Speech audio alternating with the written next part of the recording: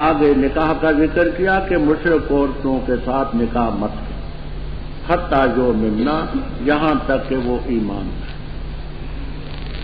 ساری امت اس بات پر متفق ہے کہ اہل کتاب کی عورتیں ہوں، یہود نصارہ کی، ان شرائط کے ساتھ جو اپنے مقام پر آئیں گی انشاءاللہ تو ان سے نکاح جائے گی۔ اصولاً ہے تو وہ بھی مشرک ہی، لیکن چھٹے پارے میں آئے گا کہ ان کے ساتھ نکاح اپنی شرائط کے ساتھ جائے گا۔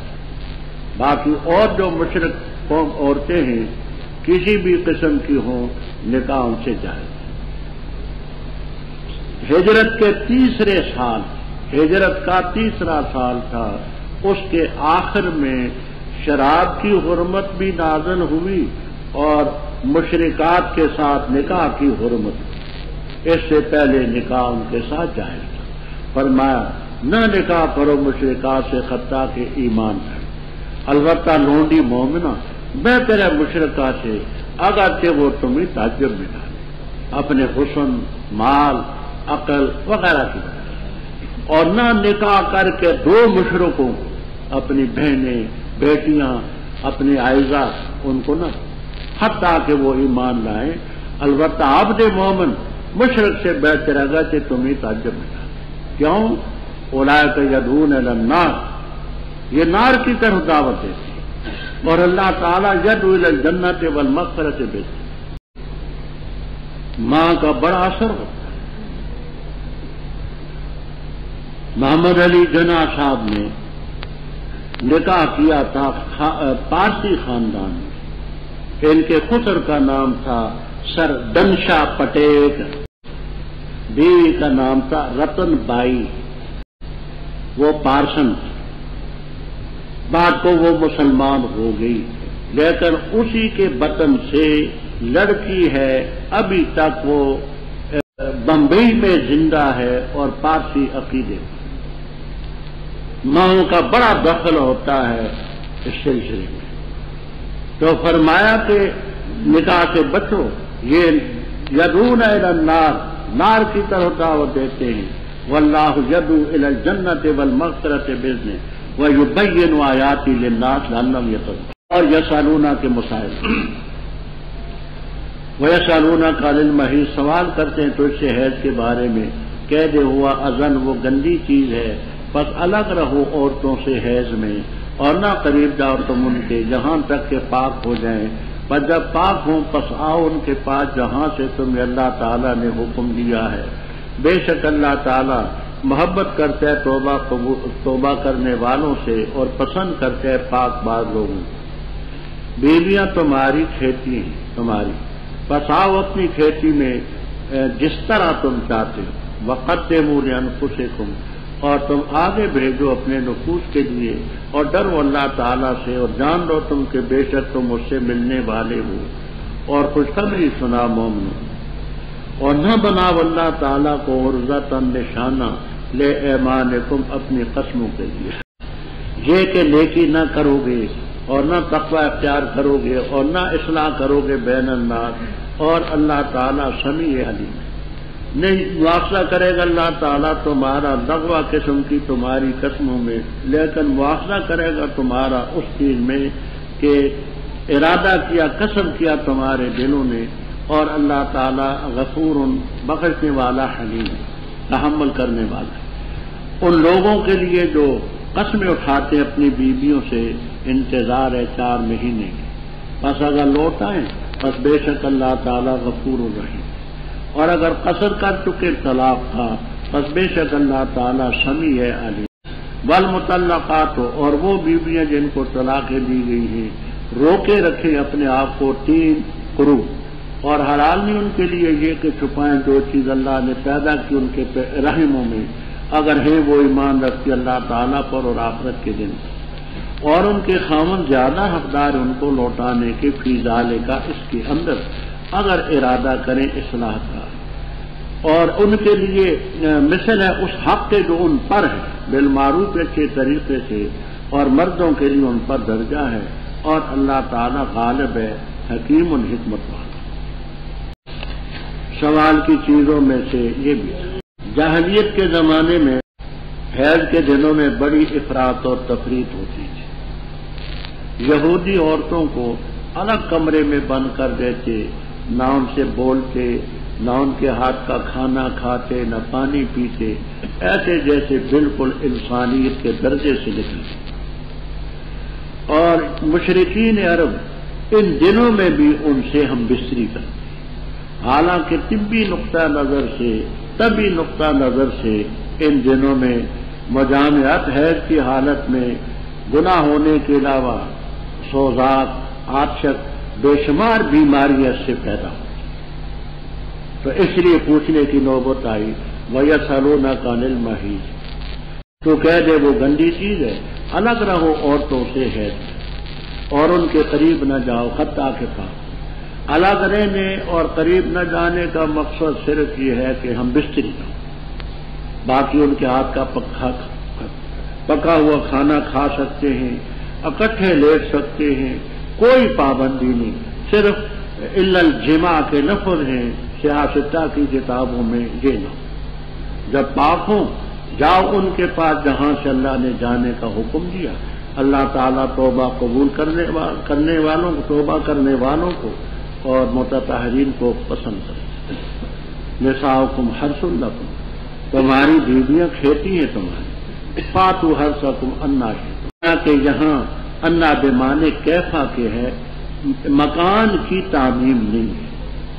کیفا قعودن ہو، قیامن ہو، اضطجاعن ہو، یہ کیفیت میں ہے، باقی مکان کی تعمیم نہیں ہے۔ شرح کافیہ میں تصریح کرتا ہے، کہتا ہے کہ سارے قرآن کریم میں انا بمانے اینا کے نہیں آیا، انا بمانے اینا کے مکان کے معنی میں نہیں آیا، کیفا کے معنی میں آیا ہے، تو مکان کی تعمیم نہیں ہے، باقی کیفیت کی تعمیم۔ فرمایا بس قدموا لانفسکم، اپنے نفوس کے لیے آگے بڑھو، نیک اولاد کی خواہش ہو کہ دین پھیلے اور امت بڑھے، واتقوا اللہ واعلموا انکم ملاقوہ، اللہ سے ڈرو اور جان لو کہ تم اس سے ملنے والے ہو، وبشر المؤمنین۔ اوپر ذکر تھا کہ حیض کی حالت میں تم عورتوں کے قریب نہ جاؤ، یعنی ہم بستری نہ کرو، یعنی اس حرام کو حلال نہ سمجھو، حرام کو حرام نہ سمجھو۔ آگے اس کے مد مقابل یہ بیان فرماتے کہ بعض چیزیں حلال ہیں، نیکی کرنا، تقویٰ کرنا، اصلاح کرنا، لوگ اپنی مرضی سے ان کو قسم اٹھا کر کے حرام کر دیتے، خدا کی قسم میں فلاں سے نہیں بولوں گا، رب کی قسم میں یہ نہ کروں گا، رب کی قسم میں دونوں میں صلح نہیں کراؤں گا۔ فرمایا نہ، جو چیز رب نے حرام کی ہے وہ حرام ہے، تمہارے حرام کرنے سے حرام نہیں بنتا۔ اب تمہیں قسم کا کفارہ دینا پڑے گا، قسم کا کفارہ دے کر کے ان کاموں کو کرو، اور نہ بناؤ اللہ کو غرضاً نشانہ، یعنی اللہ کا نام لے کر کے قسم اٹھا کر کے لِأَيْمَانِكُمْ، اپنی قسموں میں اللہ کو نشانہ نہ بنائے۔ اللہ تعالیٰ تمہیں نہیں پکڑے گا لغوہ قسم کی قسموں میں، لیکن پکڑے گا ان میں کہ تمہارے دل نے قصد کیا۔ قسم کی 3 قسمیں، ایک ہے یمین لغو، دوسری یمین غموس سین سے، اور تیسری یمین منعقدہ۔ یمین لغوہ کی 2 تفصیلیں کرتے ہیں، ایک یہ کہ بغیر قصد کے بے ساختہ زبان سے نکل آئی لا واللہ بلا واللہ، یہ یمین لغو۔ دوسری یہ کہ گزشتہ کسی چیز پر قسم اٹھائی اور قسم اٹھاتے وقت اپنے آپ کو سچا سمجھ رہا ہے، حالانکہ واقع کے خلاف، تو اس میں گناہ بھی نہیں، کفارہ بھی نہیں۔ یمین غموس کے معنی یہ ہیں کہ گزشتہ کسی چیز کے بارے میں قسم اٹھاتے ہیں کہ میں نے خدا کی قسم وہ کام نہیں کیا، اور قسم اٹھاتے وقت یاد تھا کہ میں نے کیا ہے، تو اس میں کفارہ تو نہیں، گناہ۔ غمس کے معنی ہوتے، وہ جتنے غوطے رب تعالیٰ چاہے گا دے گا۔ اور تیسری قسم ہے یمین منعقدہ، آئندہ کے متعلق کہ میں ایسا کروں گا اور نہ کر سکا، یا یہ کہا نہیں کروں گا اور کر لیا، تو اس میں ہنس کے بعد اس پر کفارہ لازم ہے۔ وہ کفارہ 7ویں پارے میں انشاءاللہ العزیز قرآن میں آئے گا۔ تو مواخذہ 2 قسم کی قسموں میں ہوگا، یمین غموس میں بھی، منعقدہ میں بھی۔ فرمایا واللہ غفور حلیم، اللہ تعالیٰ بخشنے والا ہے، تحمل کرنے والا۔ آگے خاص قسم کا ذکر کرتے ہیں جس کو کہتے ہیں ایلا، لیکن شریعت کی اصطلاح میں ایلا یہ ہے، کوئی شخص اپنی بیوی سے قسم اٹھاتا ہے کہ خدا کی قسم میں 4 مہینے بیوی کے قریب نہیں جاؤں گا، یا 4 مہینے سے زیادہ کی مدت مقرر کرتا ہے، یا مدت العمر کی قسم اٹھاتا ہے، تو ان سب شکوں میں یہ ایلا متحقق۔ اب ایلا کے متعلق کیا ہے؟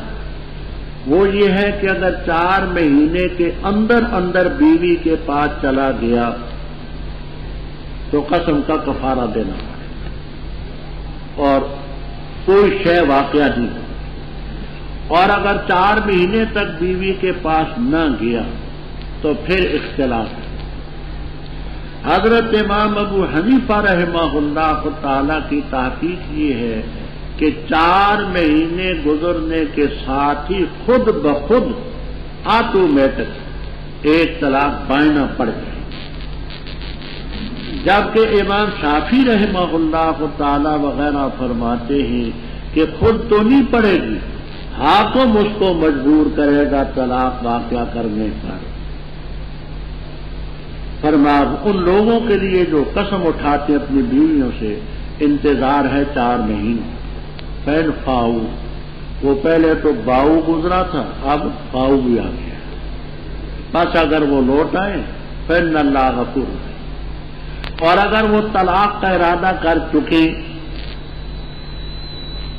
تو اللہ تعالیٰ سبھی ہے۔ وہ ابھی میں نے عرض کیا کہ امام صاحب کے نزدیک خود بخود پڑ جائے گی طلاق بائنا، اور حضرت امام شافعی رحمہ اللہ تعالیٰ کے حاکم وقت مجبور کرے گا طلاق کرنے۔ والمطلقات، یہاں تو اس سلسلے میں ضمنی طور پر طلاق کا ذکر تھا کہ 4 مہینے کے بعد خود طلاق پڑے گی یا دینی پڑے گی، اب آگے مطلقات کے متعلق حکم۔ والمطلقات، جن عورتوں کو طلاق دی گئی ہے وہ اپنے آپ کو روکے رکھیں، ثلاثۃ قروء، 3 قروء۔ طویل بات ہے، میں اس میں نہیں پڑھتا۔ قاعدہ یہ ہے مطلقہ جو ہوگی اس کی قرآن کریم کے روح سے 3 عدتیں۔ مطلقہ اگر اس کے پیٹ میں بچہ ہے تو اولاۃ الاحمال اجلہن ان یضعن حملہن، مطلقہ گویا کہ حاملہ ہے، جب بھی بچہ پیدا ہوگا عدت پہ ختم۔ اگر حاملہ نہیں تو 3 حیض اس کے گزرے، ہندنا 3 حیض گزرے، حیض بھی نہیں آتے تو پھر واللہ یسنا من المحیض الی قولی 3 اشہر، اس کے لیے 3 مہینے۔ تو ضابطہ یہ ہے قرآنی کہ مطلقہ ہو، حاملہ ہو تو اس کی عدت وضع حمل، حائضہ ہو تو 3 حیض ہند الاحناف، اور اگر حائضہ نہ ہو کبر سنی کی وجہ سے یا کسی وجہ سے حیض نہ آئے تو 3 مہینے۔ یہاں قروء کے لفظ کے بارے میں احناف اور شوافی کی طویل باتیں اصول فقہ میں، فقہی کتابوں میں، ہمارے ہاں قروء کا لفظ ازداد میں قرأ کے معنی حیض کے بھی ہیں اور قرأ کے معنی طہر کے بھی ہیں۔ امام ابو حنیفہ رحمہ اللہ تعالی اس کے معنی حیض کے لیتے ہیں۔ تفصیل میں نہیں جانا چاہتا، صرف 2 باتیں عرض کرتا ہوں۔ پہلی بات، سنت کے مطابق طلاق دینی ہے طہر میں، سنت کے مطابق طلاق دینی ہے طہر میں۔ طہر میں طلاق دے گا تو 3 حیض پورے گزریں گے، ثلاثۃ قروء کا مفہوم پورا ہو جائے گا۔ اگر طہر میں طلاق دے اور عدت بھی طہر ہو، جیسے امام شافعی رحم اللہ تعالی فرماتے ہیں، تو ثلاثہ کا مفہوم نہیں پورا ہوگا، اس لیے کر کے کہ کچھ وقت تو جتنا بھی نکلا وہ نکل گیا، تو ثلاثہ کا مفہوم نہیں پورا ہوتا اگر طہر مراد کی۔ پھر حدیث میں آتا ہے حضرت صلی اللہ علیہ وسلم نے فرمایا کہ طلاق الامۃ سنتان وعدتها حیضتان، لونڈی کی طلاقیں 2 ہیں اور عدت اس کی حیضتان۔ تو یہ حیضتان کا لفظ قرینہ ہے کہ یہاں بھی قروء سے مراد، باقی باتیں وہاں کی۔ اور بھی حلال عورتوں کے لیے کہ چھپائیں جو چیز اللہ نے ان کے رحموں میں پیدا کی ہے، یہ حیض بھی رحم سے نکلتا ہے، بچہ بھی رحم میں ہوتا ہے، چھپائیں نہ اگر ہی اللہ پر اور آخرت کے دن پر ایمان رکھتے، کیونکہ عدت ان کی بات پر ختم ہوگی، تو اس لیے ان کو اللہ تعالیٰ اور آخرت کے دن کی توجہ دلائے۔ وَبُعُولَتُنَّ بالن کی جمع وَهَذَا بالی شیخا، تو خاوند ان کے زیادہ حقدار ہیں ان کو لوٹانے کے فی ذالک اس کے اندر۔ وہ ابھی آ رہا ہے کہ طلاقیں 2 ہیں، رجی اور بائن۔ طلاق رجی 1 یا 2، عدت کے اندر خاوند بیوی کی طرف رجوع کر سکتا بغیر تجدید نکاح، لیکن یہ طلاق محسوب ہوگی، گنی جائے گی۔ 1 طلاق دی تو وہ شمار ہو، 2 طلاقیں دی تو عدت کے اندر رجوع کا حق ہے، شمار ہوگی، اثر نہ رہے۔ فرمایا خاوند زیادہ حقدار ان کو لوٹانے کے اس کے اندر اگر ارادہ کریں اصلاح کرنے، ولا ہننا لام فائدے کے لیے ہوتا ہے، عورتوں کے لیے حقوق ہیں مثل ان کے جو ان پر ہیں، کچھ عورتوں پر حقوق ہیں، کچھ ان کے لیے ہیں بالمعروف۔ اللہ تعالیٰ نے اپنی اپنی جگہ بیان کی ہے، وہ 5ویں پارے میں کوئی تفصیل آئے گی۔ وَلِلرِّجَالِ عَلَيْهِنَّ دَرَجَةٌ، مردوں کو ان پر درجہ ہے، وَاللَّهُ عَزِيزٌ حَكِيمٌ۔ الطلاق مرتان، وہ طلاق 2 قسم کی، 2 مرتبہ ہے، پس روکنا اچھے طریقے سے یا چھوڑنا اچھے طریقے سے۔ اور حلال نہیں تمہارے لیے یہ کہ لو تم اس چیز سے جو تم نے ان کو دی ہے کچھ بھی، مگر یہ کہ خوف کریں نہیں قائم کر سکیں گے اللہ کی حدود کو۔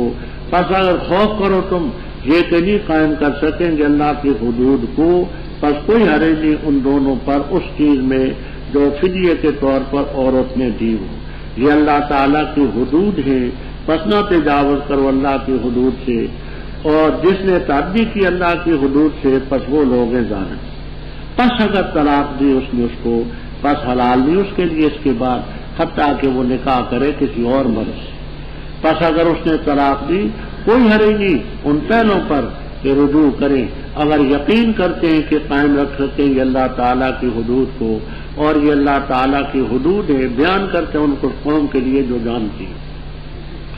اور اگر طلاق دو تم عورتوں کو پس پہنچنے لگے وہ بلغنا، پس پہنچنے لگے وہ اپنی عدت کو، پس ان کو روکو اچھے طریقے سے یا ان کو الگ کر دو بے معروف ہمدردی سے، اور نہ روکو تم ان کو ضرر دینے کے لیے تاکہ تم تجاوز کرو۔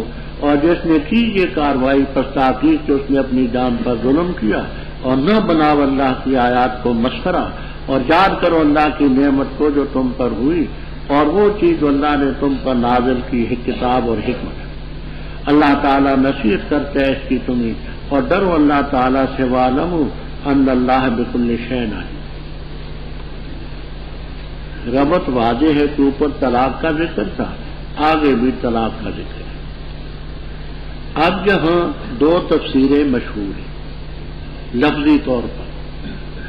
ایک تو یہ کہتے ہیں الطلاقوں میں الف لام عہد ذہنی کے لیے وہ طلاق، اور اس موعود طلاق سے ہے طلاق رجعی۔ الف لام ہے عہد ذہنی کے لیے وہ طلاق کون سی؟ رجعی۔ اور دوسرے جہاں صفت نکالتے ہیں الطلاق رجعی، وہ طلاق رجعی وہ تو ایک دفعہ کی سری طلاق، دوسری دفعہ تو انصاف بالمعروف، اچھے طریقے سے روک بھی سکتا ہے، اچھے طریقے سے الگ بھی کر سکتا ہے۔ درمیان میں خلا کا مسئلہ بیان، آگے تیسری طلاق فإن طلقا سے آ رہی۔ خلا کے متعلق طویل بات ہے، میں مختصر سی عرض کرتا ہوں۔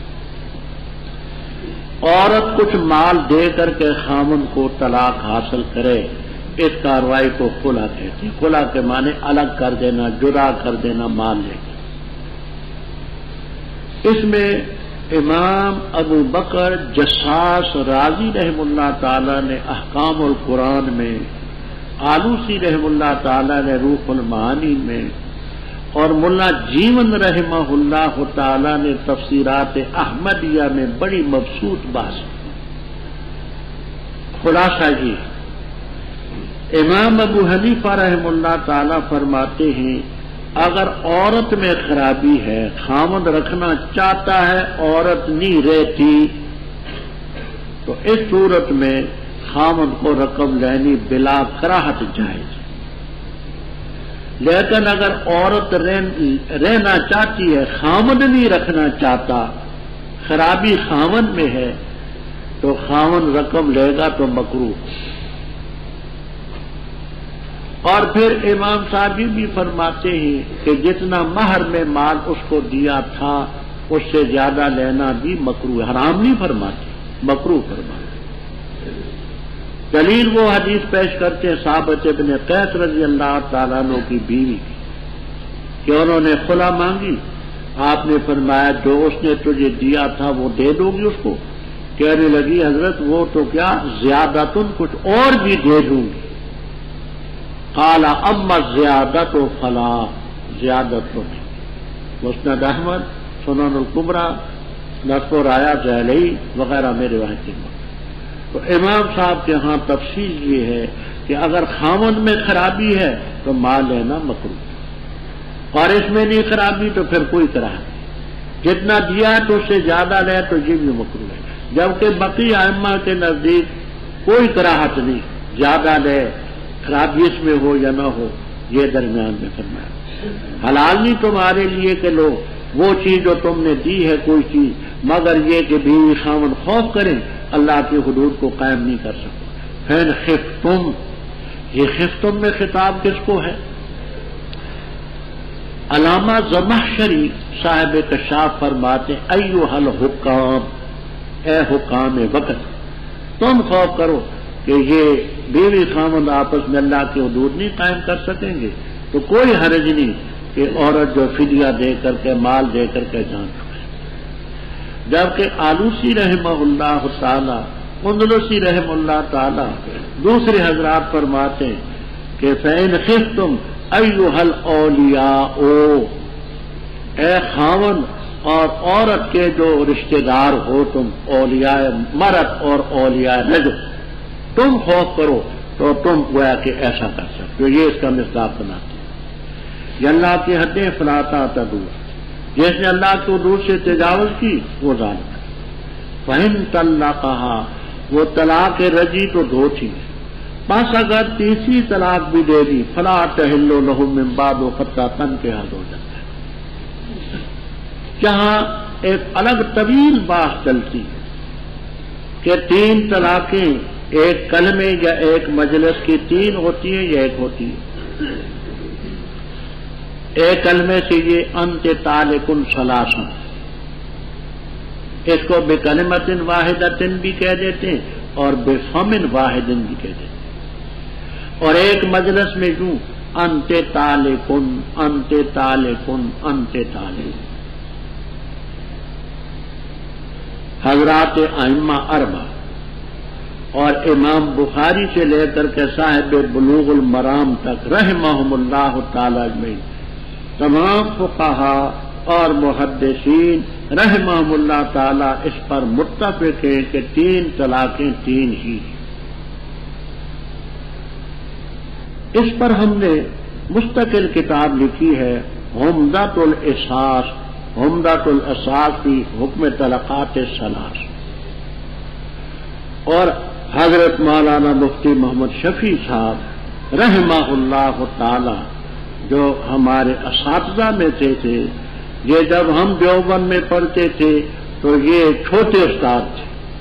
مولانا مفتی محمد شفیع صاحب رحمہ اللہ تعالی بھی، مولانا محمد ادریس کاندھری رحمہ اللہ تعالی، حضرت مفتی صاحب سے ہم نے تحاوی کے چند سبق پڑھے ہیں، اور مولانا کاندھری رحمہ اللہ تعالی سے موطا مالک کے تو چھوٹے مدرسین میں ہوتے تھے جب ہم وہاں پڑھتے تھے۔ بخاری شریف، ترمذی شریف ہم نے حضرت مدنی رحمہ اللہ تعالی، مولانا شیخ الادب رحمہ اللہ تعالی سے پڑھی، مسلم ہم نے مولانا ابراہیم بلیاوی رحمہ اللہ تعالی سے پڑھی، ابو داؤد مولانا شیخ الادب رحمہ اللہ تعالی سے پڑھی۔ تو انہوں نے جو تفسیر لکھی ہے معارف القرآن، یاد رکھیں مودودیوں کا یہ دعویٰ تھا کہ تفہیم القرآن سے بہتر کوئی تفسیر اس دور میں اردو میں نہیں۔ اللہ تعالیٰ کے فضل و کرم سے حضرت مفتی صاحب مرحوم نے ان کا طلسم توڑ کر کے رکھ دیا۔ معارف القرآن بہترین تفسیر،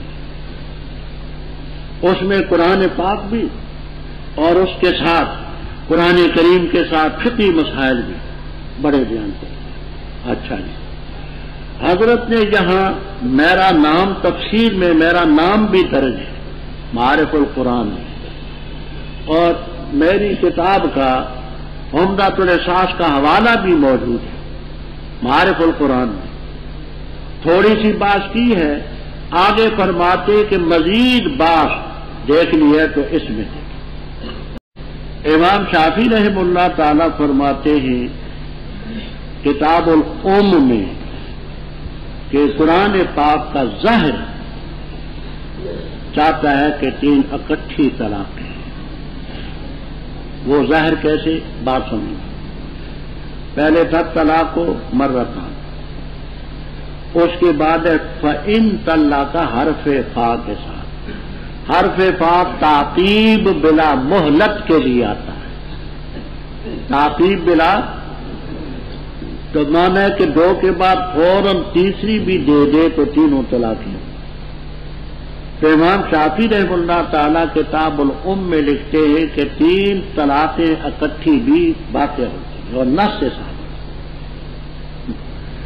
باقی ایک چیز عرض کرتا ہوں، وہ جس روایت سے لوگوں کو مغالطہ ہے، ابن عباس رضی اللہ تعالیٰ عنہ کی روایت کہ 3 طلاقیں، وہ حضرت صلی اللہ علیہ وسلم کے زمانے میں، حضرت ابو بکر صدیق رضی اللہ تعالیٰ عنہ کے زمانے میں، اور 2 سال حضرت عمر رضی اللہ تعالیٰ عنہ کے زمانے میں 3 کو 1 کیا جاتا تھا۔ مسلم میں روایت۔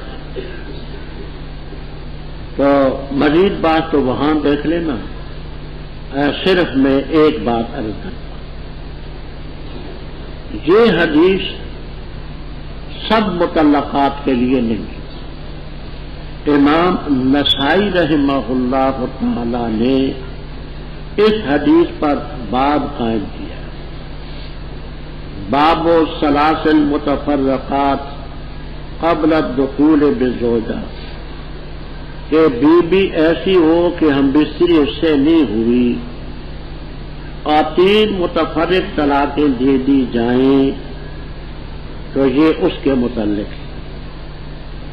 اس کو اب جب کہے گا انت طالقن انت طالقن انت طالقن، تو پہلی طلاق تو واقع ہوگی، دوسری تیسری کا وہ محل نہیں ہے، وہ 3 اس کے حق میں ایک ہے۔ امام نسائی رحمہ اللہ تعالیٰ نے اس حدیث پر باب قائم کیا، باب الطلاق الثلاثہ قبل الدخول بالزوجہ۔ اور ابو داؤد شریف میں روایت ہے، خود حدیث میں قبل يدخل بہا کے لفظ ہے کہ یہ اس عورت کے بارے میں جو غیر مدخول بہا ہو۔ اب اس کو سب کے متعلق سمجھنا حدیث کے خلاف ہے، یہی وجہ ہے کہ ائمہ میں سے کسی نے سنا۔ حافظ ابن تیمیہ رحمہ اللہ تعالی، حافظ ابن قیم رحمہ اللہ تعالی کی ہم بڑی قدر کرتے ہیں، علمی طور پر بڑی شخصیت ہے، لیکن بعض جگہ ایسے الجھتے ہیں کہ حیرانگی ہوتی ہے۔ دونوں استاد شاگرد یہ فرماتے ہیں حیض کی حالت میں طلاق نہیں واقع ہوتی، حیض کی حالت میں طلاق ہو تو نہیں واقع ہوتی۔ 20 سال میں اس مسئلے میں پریشان رہا، 20 سال، کہ یہ حدیث جو بخاری میں آتی ہے، ابن عمر رضی اللہ تعالیٰ عنہ نے بیوی کو طلاق دی اور فرماتے حسبت علیہ بتطلیقۃ، کہ طلاق شمار کی، اس کا کیا جواب دیتے؟ نقل کر دیتے حدیث، جواب کو نہیں دیتے، نہ یہ کہتے ہیں سند ضعیف ہے، بخاری مسلم کی روایت ہے، نہ اس کا کوئی معنی بیان کرتے، کچھ نہیں کرتے۔ فتاوے دیکھے، کتابیں دیکھی، بڑا وہمی آدمی میں گزرا۔ حضرت مولانا سید محمد انور شاہ صاحب رحم اللہ تعالی نے فیض الباری میں اس پر بحث کرتے ہوئے کہتے ہیں کہ حافظ ابن تیمیہ رحم اللہ تعالی دعویٰ کرتے ہیں کہ حیض کی حالت میں طلاق واقعہ نہیں ہوتی، اور اس حدیث کا جواب کچھ نہیں دے سکے، کبوتر کی طرح آنکھیں بند کر جاتے ہیں۔ وہ کبوتر اور نا بلی سامنے آئے تو کبوتر آنکھیں بند کر دیتا ہے، کہتے اب ہم غائب ہو گئے۔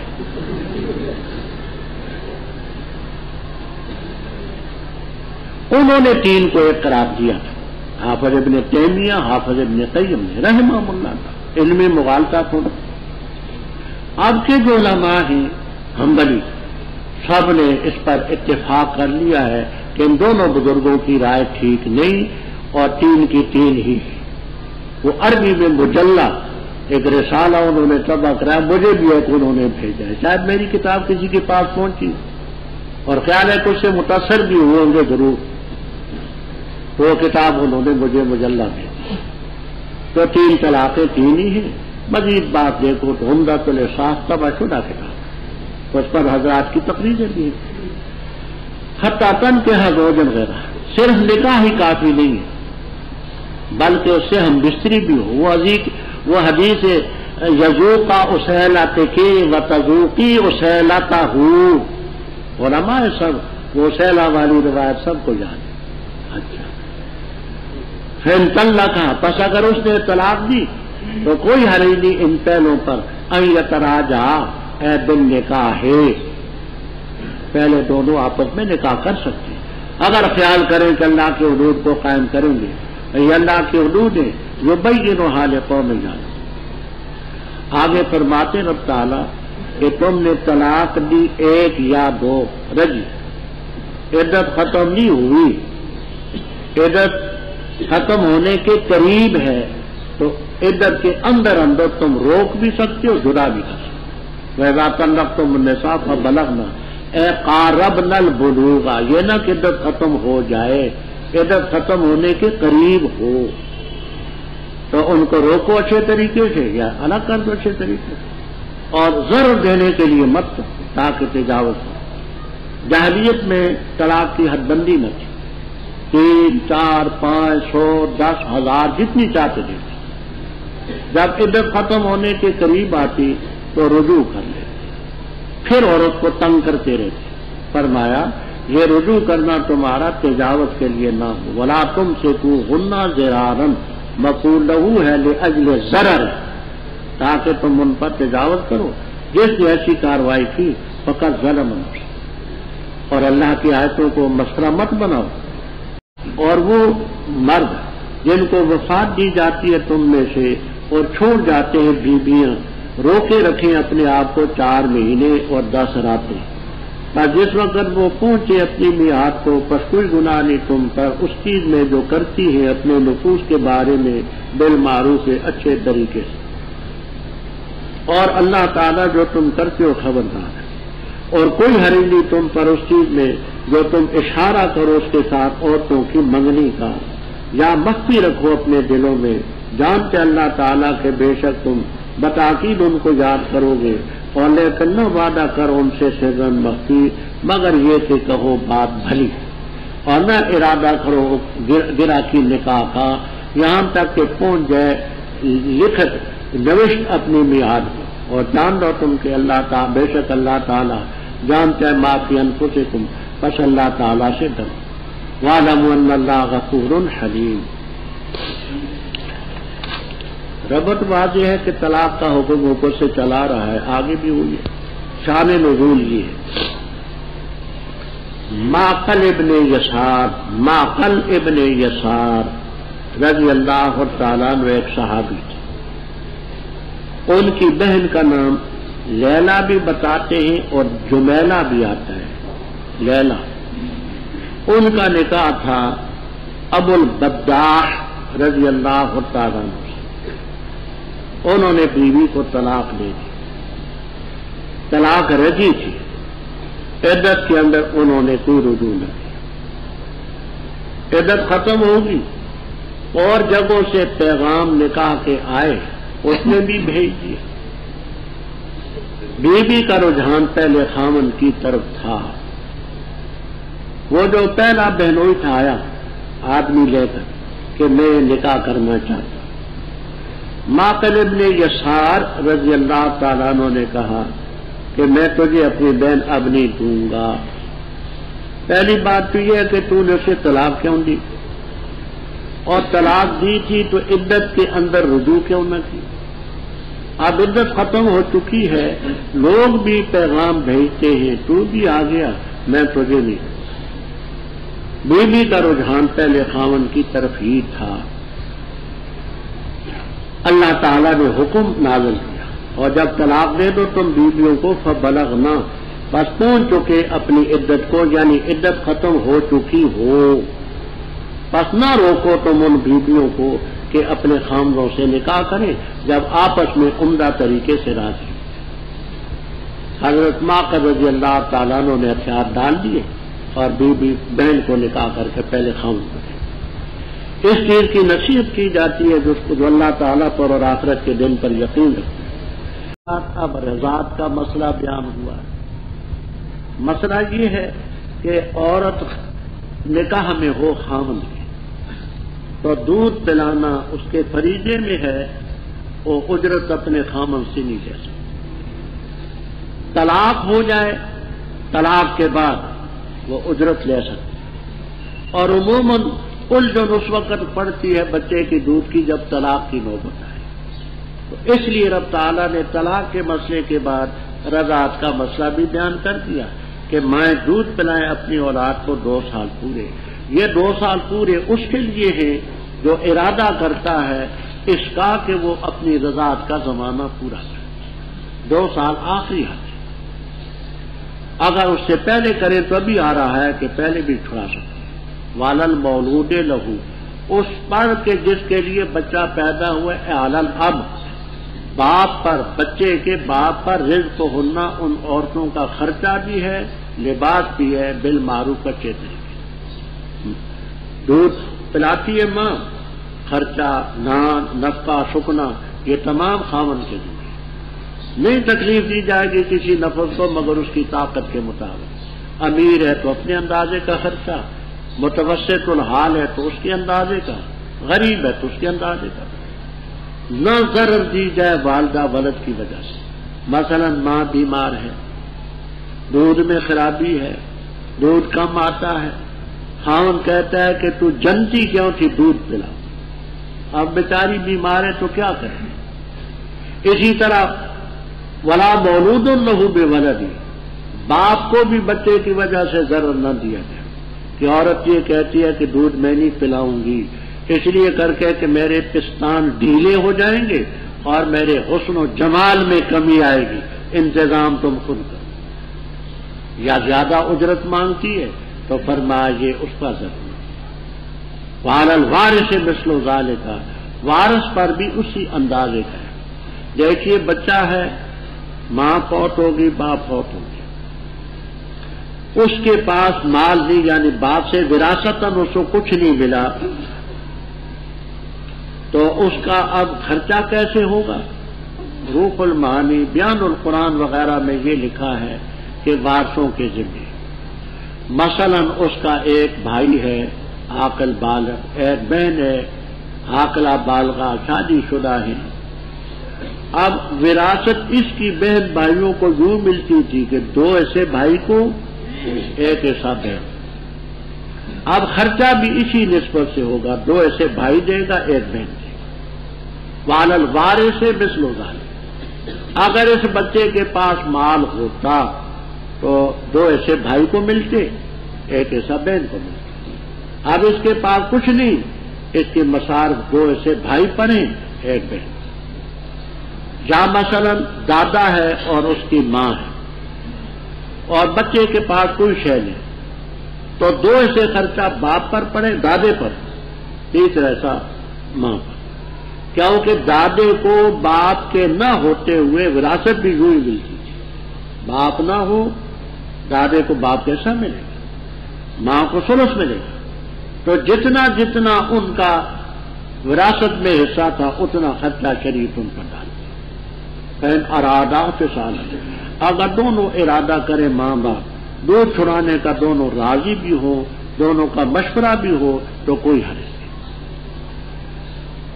دونوں کی رضا اور مشورہ اس لیے کہا، بعض دفعہ ایسا ہوتا ہے کہ قبل از وقت 1.25 سال کا بچہ ہے، 1.5 سال کا بچہ ہے، دودھ چھڑا دیا، تو دودھ چھڑانے میں اس کی صحت خراب ہو جاتی ہے۔ دونوں کا مشورہ ہوگا تو بچے کے لیے مفید ہوگا اور جھگڑا نہ ہوگا۔ اگر ایک نے دودھ چھڑایا ہے دوسرے کی رائے نہ تھی تو جھگڑا پڑے گا، وہ کہے گا کہ تیری غلطی۔ دونوں راضی ہوں گے، مشورہ ہوگا تو بچے کے حق میں مفید بھی ہوگا، جھگڑا بھی نہ ہوگا۔ شریعت جھگڑے کی کسی بات کو کسی مقام پر پسند نہیں کرتی، تو اس کے لیے یہ بہتر ہے۔ یعنی تم چاہتے ہو اپنے بچے کا دودھ کسی اور بیوی سے پلانا چاہتے ہو، جیسے عرب میں دستور تھا کہ شہری بچے جو تھے دیہات میں دودھ پیتے تھے، خدا حضرت صلی اللہ علیہ وسلم نے حضرت حلیمہ سعدیہ رضی اللہ تعالیٰ عنہ کا دودھ پیا تو کوئی حرج نہیں، کیونکہ صحت مند عورتیں تھیں دیہات کی، اور آب و ہوا بھی بڑی کھلی ہوتی تھی، تو اس کا بھی اثر ہوتا ہے بچے کو۔ اوپر طلاق کی عدت کا ذکر تھا، اب وفات کی عدت کا ذکر ہے کہ اس میں بھی عورتوں کو اپنے آپ کو روکنا ہوتا ہے نکاح سے، اس میں بھی روکنا ہوتا ہے۔ تو طلاق کی عدتیں میں نے کہا کہ 3 تھی، وفات کی عدتیں 2 ہیں۔ اگر پیٹ میں بچہ ہے تو وضع حمل ہے، پیٹ میں بچہ نہیں تو 4 مہینے 10 دن۔ اس میں اس کا ذکر ہے کہ پیٹ میں بچہ نہ ہو، پیٹ میں بچہ ہو تو سورۃ الطلاق میں آتا ہے کہ اولاۃ الحمل اجلہن ان یضعن حملہن، فرمایا جن کو وفات دی جاتی ہے تم میں چھوڑ جاتے بیویاں، اپنے آپ کو روکیں بیویاں 4 مہینے اور 10 راتیں، 4 مہینے اور 10 راتیں، کیونکہ عشرۃن نہیں ہے، عشرۃن ہوتا تو 10 دن ہوتے، یہ عشرن ہے بغیر تا کے، تو گرامر کے لحاظ سے اس کے معنی 10 راتیں۔ آپ سہولت کے لیے ترجمے میں کر دیتے ہیں کہ 4 مہینے 10 دن، اصلی معنی ہے۔ اور جب اپنی میعاد کو پہنچ چکے کوئی حرج نہیں جو کرتی ہے اپنے نفوس کے بارے میں بالمعروف، مطلب یہ ہے کہ عدت ختم ہو چکی، عورتیں بناؤ سنگار کرتی ہیں، زیب و زینت کرتی ہیں، عدت کے بعد کہیں نکاح کی تیاری کرتے ہیں، کچھ مت کہو، واللہ بما تعملون۔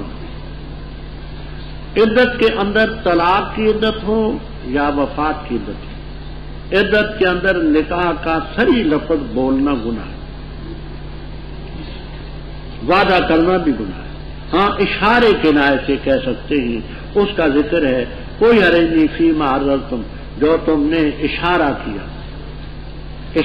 کیا، تعریف کی من خطبت النساء، مثلا اس بی بی کے کان میں ڈالی کہ میں بھی طلبگار ہوں، خدا کرے کوئی نیک بی بی مجھے بھی دے۔ باقی الفاظ آپ نے فقہ کتابوں میں پڑھے، انت ہم حسینۃ، انت جمیلۃ وغیرہ وغیرہ، سمجھ آئے، وہ سب الفاظ جہاں فٹ کر سکتے ہیں۔ فرمایا جو اپنے دلوں میں مخفی رکھے، اللہ تعالیٰ کو علم ہے کہ تم ان کو یاد کرو گے۔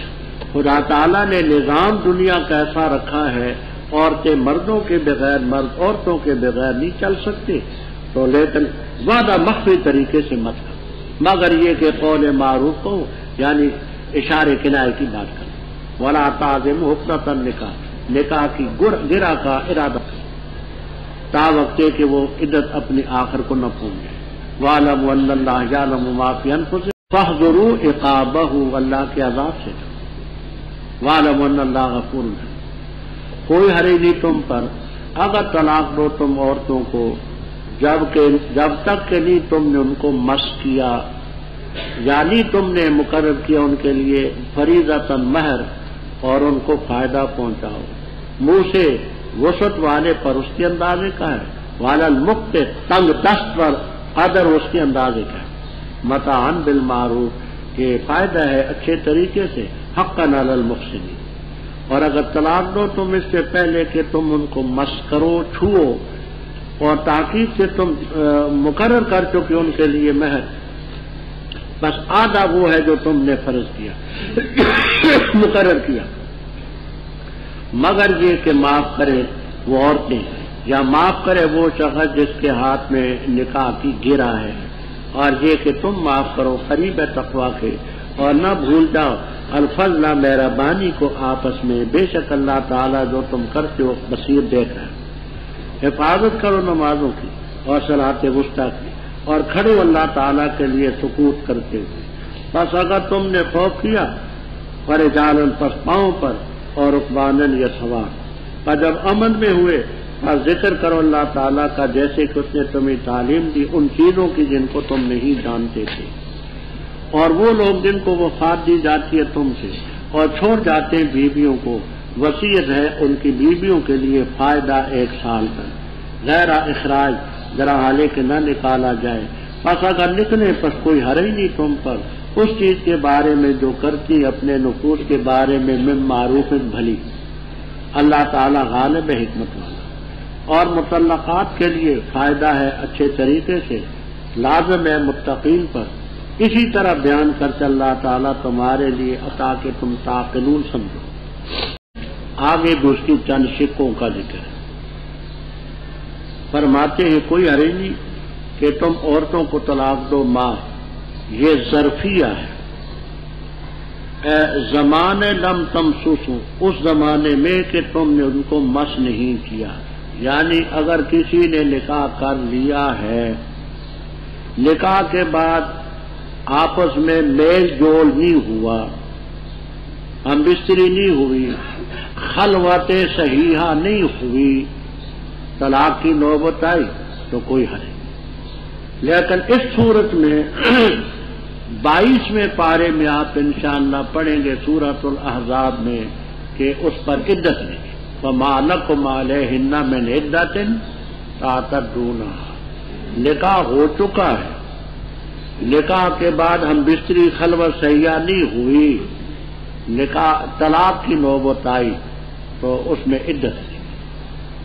اسی طرح اگر تفریضو کا لم پر اس کے نیچے داخل ہے، تم نے نہیں مقرر کیا عورتوں کے لیے مہر، نکاح کے لیے رکن صرف 2 ہیں، ایجاب اور قبول، اور 2 شرعی، اور چیزوں پر موقوف نہیں ہے کہ خطبہ ہو، لوگ زیادہ ہوں، یہ ہو وہ مستحبات میں داخل ہے، رکن ہی ہے۔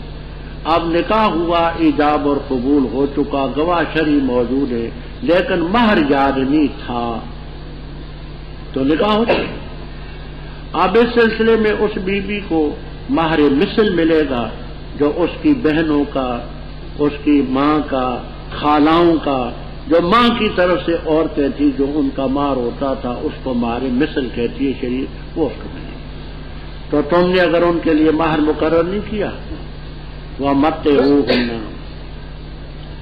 3 قسم کے متع ہوتے ہیں۔ ایک متعۃ الحج ہوتا ہے جس کو تمتع کہتے ہیں، جس کا ذکر آپ نے فمن تمتع بالحج بالعمرۃ الی الحج پڑھا۔ ایک ہے متعۃ الطلاق۔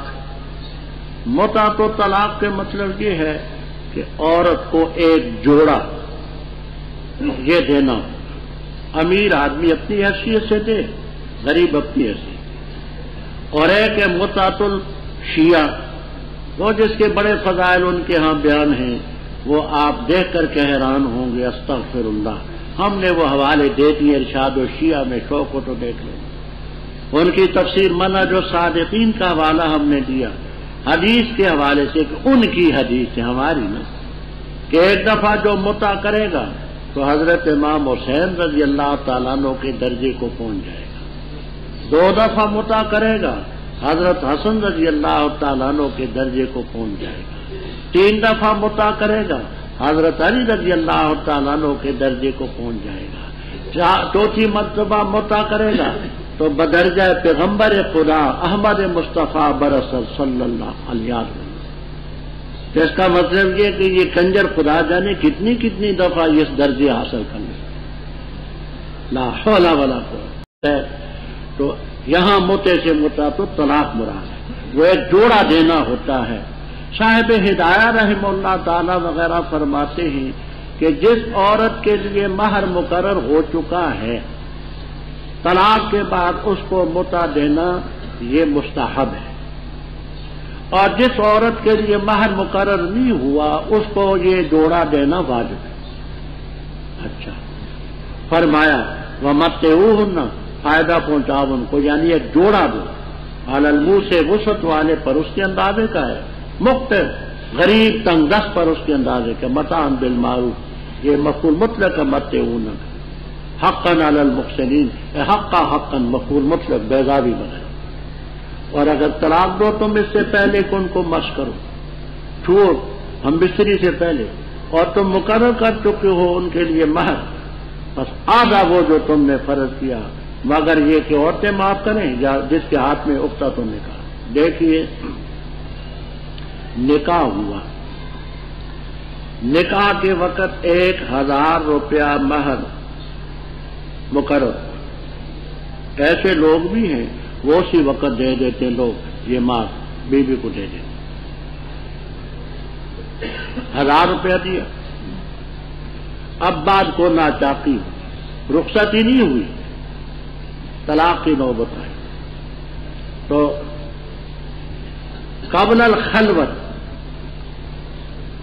اور قبل الدخول، ہم بستری سے پہلے خلوت سے پہلے نصف مہر ہے، اب 500 روپیہ بیوی کو، 500 روپے وہ خامن کو واپس ملے۔ ہاں اگر بیوی اپنا مہر معاف کرے نہ لے، اس کا بھی حق ہے، مہر اس کا حق ہے، عزت شریعت کا حق ہے، مہر اس کا حق ہے۔ عورت نہ لینا چاہے معاف کر سکتے، یا خامن نے پہلے دے دیا تھا، 500 واپس لینے تھے، وہ معاف کرتا ہے، کہتا ہے میں نہیں لیتا، اس کا بھی حق ہے۔